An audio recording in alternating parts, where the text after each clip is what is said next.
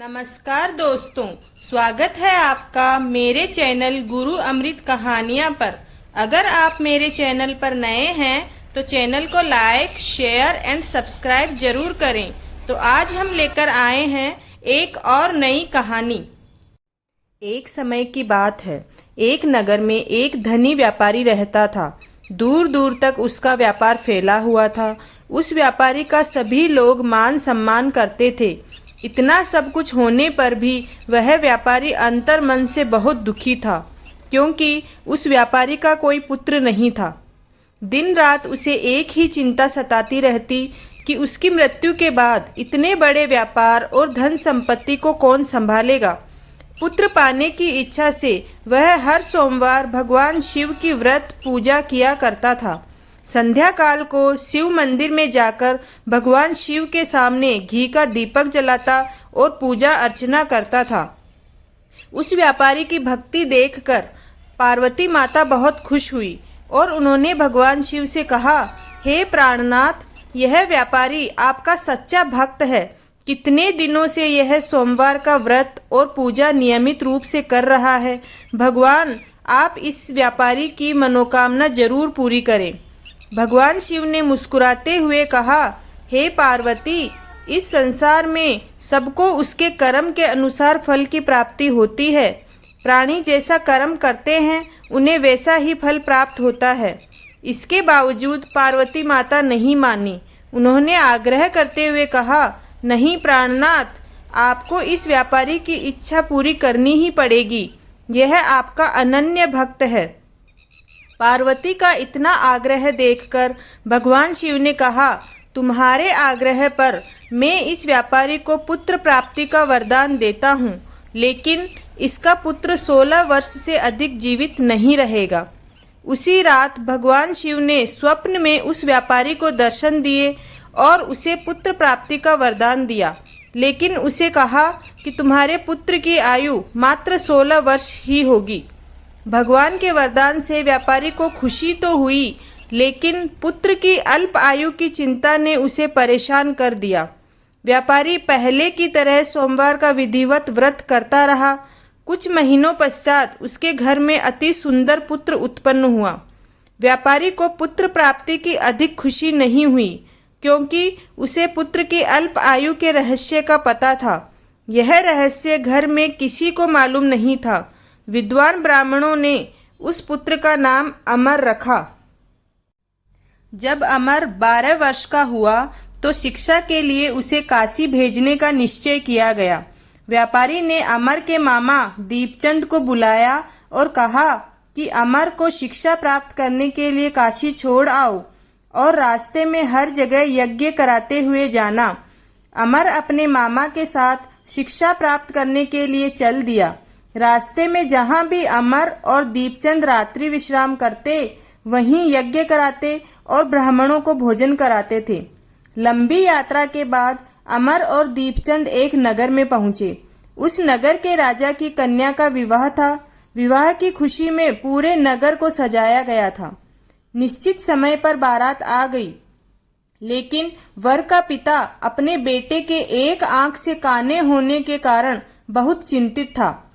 उसे इस बात का भय सता रहा था कि राजा को इस बात का पता चलने पर कहीं वह विवाह से इनकार न कर दे, इससे उसकी घोर बदनामी होगी। दूल्हे के पिता ने अमर को देखा तो उसके मस्तिष्क में एक विचार आया। उसने सोचा, क्यों न इस लड़के को दूल्हा बनाकर राजकुमारी से विवाह करा दूं। विवाह के बाद इसको धन देकर विदा कर दूंगा और राजकुमारी को अपने नगर में ले जाऊंगा। वर के पिता ने इसी संबंध में अमर और दीपचंद से बात की। दीपचंद ने धन मिलने के लालच में वर के पिता की बात मान ली। अमर को दूल्हे के वस्त्र पहनाकर राजकुमारी चंद्रिका से विवाह करा दिया गया।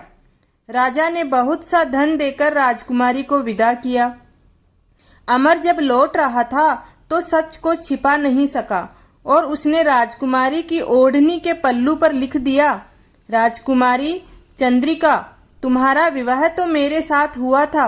मैं तो काशी में शिक्षा प्राप्त करने के लिए जा रहा हूँ।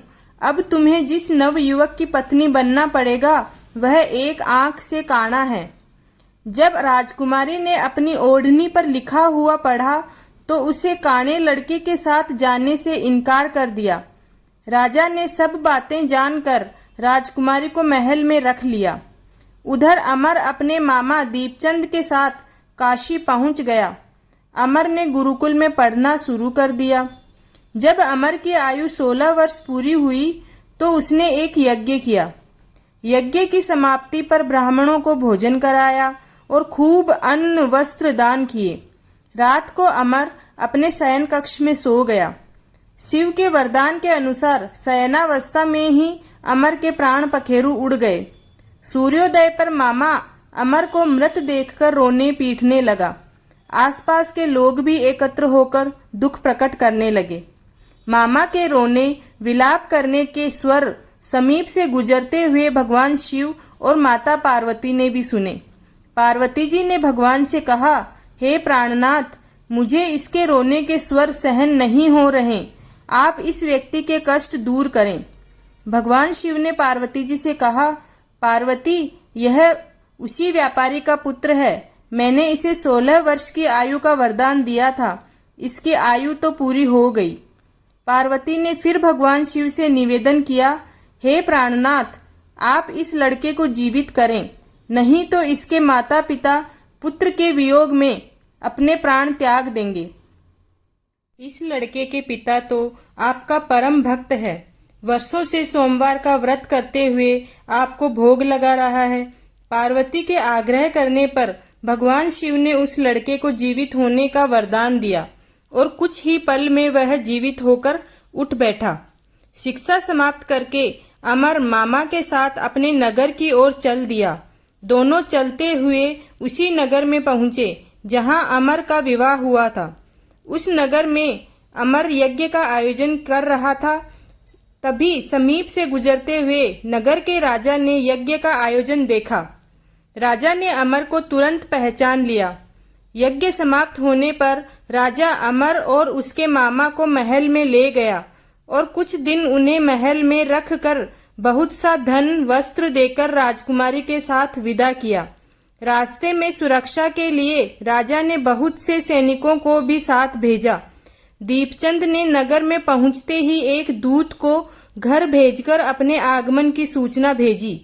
अपने बेटे अमर के जीवित वापस लौटने की सूचना से व्यापारी बहुत प्रसन्न हुआ। व्यापारी ने अपनी पत्नी के साथ स्वयं को एक कमरे में बंद कर रखा था। भूखे प्यासे रहकर व्यापारी और उनकी पत्नी बेटे की प्रतीक्षा कर रहे थे। उन्होंने प्रतिज्ञा कर रखी थी कि यदि उन्हें अपने बेटे की मृत्यु का समाचार मिला तो दोनों अपने प्राण त्याग देंगे। व्यापारी अपनी पत्नी और मित्रों के साथ नगर के द्वार पर पहुंचा। अपने बेटे के विवाह का समाचार सुनकर पुत्रवधू राजकुमारी चंद्रिका को देखकर उसकी खुशी का ठिकाना न रहा। उसी रात भगवान शिव ने व्यापारी के स्वप्न में आकर कहा, हे व्यापारी, हे भक्त, मैंने तेरे सोमवार के व्रत करने और व्रत कथा सुनने से प्रसन्न होकर तेरे पुत्र को लंबी आयु प्रदान की है। व्यापारी बहुत प्रसन्न हुआ। सोमवार का व्रत करने से व्यापारी के घर में खुशियां लौट आई। शास्त्रों में लिखा है, जो स्त्री पुरुष सोमवार का विधिवत व्रत करता है, व्रत कथा सुनता है, उसकी सभी इच्छाएं पूरी होती है। भगवान भोलेनाथ उनकी सभी मुरादें पूरी करते हैं। जय भोलेनाथ।